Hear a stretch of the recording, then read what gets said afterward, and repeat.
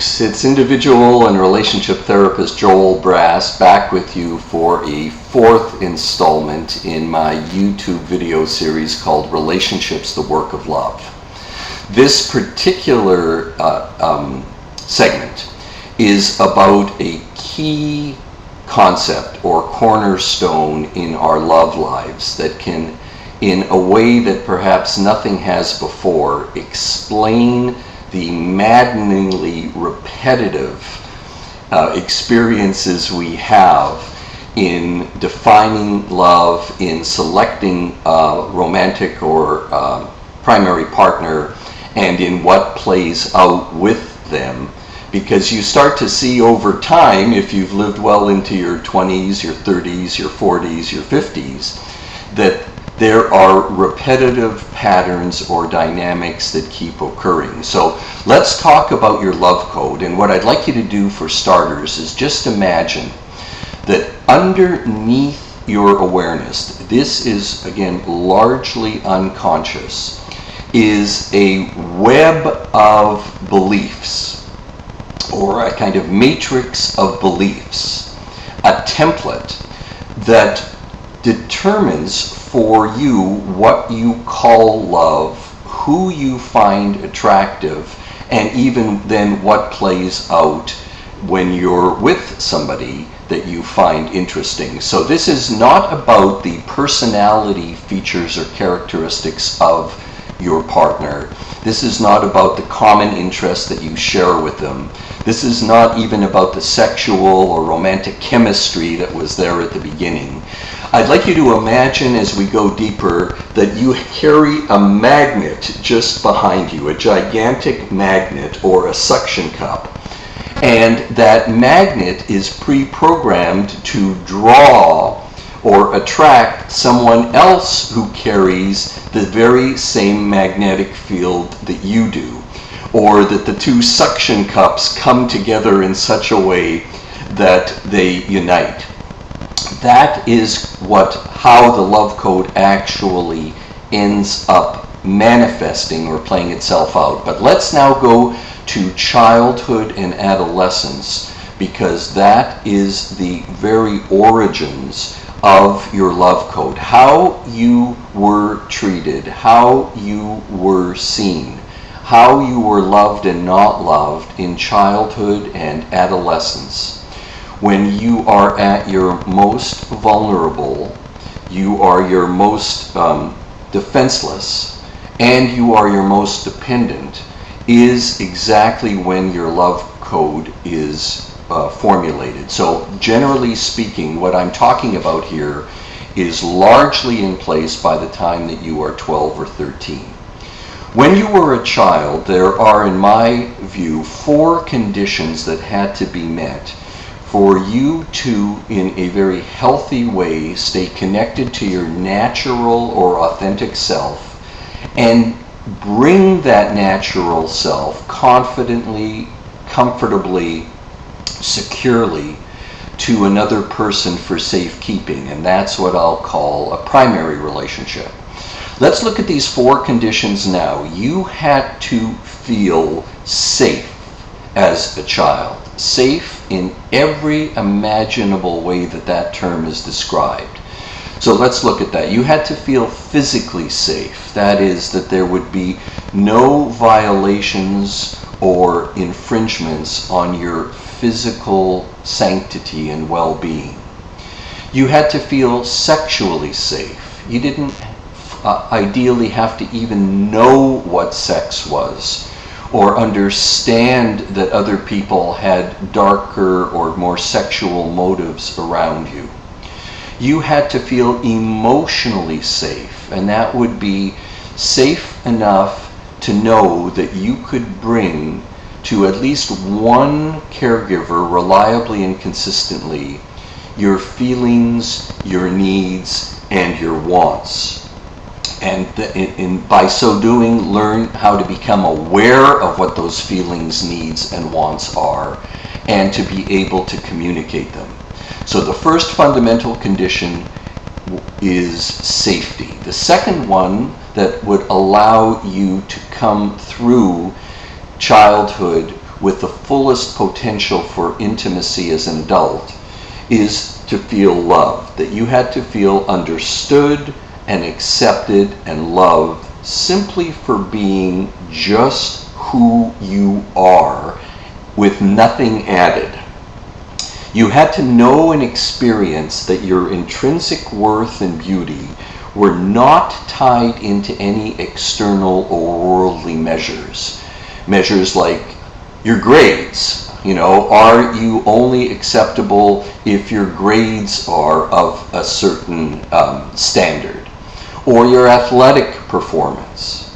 Or your looks? You may have been called cute or adorable, but then emotionally and psychologically weren't embraced for your inner world and your inner needs. Perhaps it was your intelligence that became, again, that which determined how lovable you were, or popularity contests. So you had to have at least one parent who was there for you, who protected you, who had your back.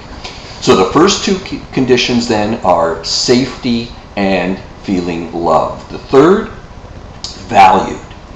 Every child has an intrinsic emotional and spiritual dependency need to be the object of rejoicing. We all know as children deep down, and this is not in an egotistical way, that we are gifts, that we are here to have someone witness to the gifts we are and reflect that gift back to us. You could say that each of us had this need as a child to be lifted up to the sun by one caregiver who looked at us in the eyes and said, my God, you are the greatest gift I have or ever will have. That is the experience of being loved for being here exactly the way you are. That you are here is the gift, not what you become or who you grow up to be. So safety, loved, valued, and the last one is being known. All of us, and no more so than when you were a child, are constantly feeling and going through things. Did someone pick on you today at school? Did your best friend on the playground today elect to play with someone else and not you? Did someone or a teacher say something mean to you or someone else today and that bothered you and disturbed you? You need one parent, one adult who will non-judgmentally have the desire and ability to enter your inner world and guide you through it. So the four fundamental conditions then that allow you for the connection to your rich inner internal information system, to your authentic experience, which of course sets you up then for being able to be close and intimate to an adult many years later, are you had to feel safe, loved, valued, and known as a child. Now, not to disparage your caregivers or to put them down in any way, very, very few children did and still do have those conditions met in all moments of their lives. So let's be very generous with all concerned and say that when you were growing up, your experience, your actual first-hand experience of feeling safe, loved, valued, and known occurred 5 moments out of every 10 in your most formative and impressionable years. So that is to say that 5 moments out of 10, you had somebody who was there for you, who was looking in on you, who had, again, the desire and the ability to understand you and escort you through the internal world of your emotions and experiences. And 5 moments out of 10, there was nobody there.